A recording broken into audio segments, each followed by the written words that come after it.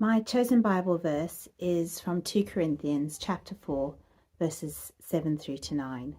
The context of this verse is Paul's writing to the church in Corinth, who are being strongly influenced by the pagan culture around them, rather than being the influencers themselves. Paul writes, "But we have this treasure in jars of clay to show us that this all-surpassing power is from God and not from us.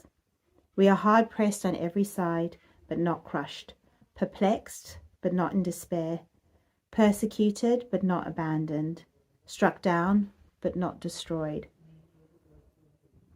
Growing up, I felt quite inadequate a lot of the time. I felt like I wasn't good enough.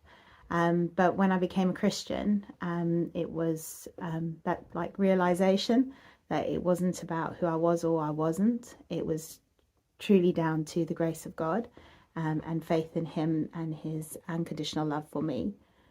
Early on in my Christian journey, I went on a missionary trip to Romania to work with a Baptist church that was in a community surrounded by quite a domineering and oppressive Orthodox church.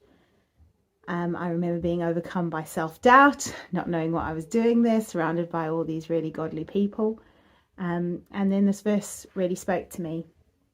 I realized that God wasn't waiting for me to be perfect or strong before He placed His treasure inside of me.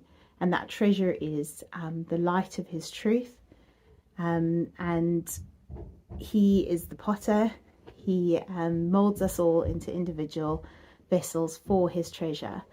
And the thing about clay pots is they're fragile, they can crack, and this world is going to break us. There are going to be cracks that are going to show through as we experience various stress and pressures. But when a light is placed in a perfect jar, you can only see very little of it. But once the cracks start to show, the light's able to shine through that much more brightly. And it just goes to show that in my weakness, God's strength is able to be displayed.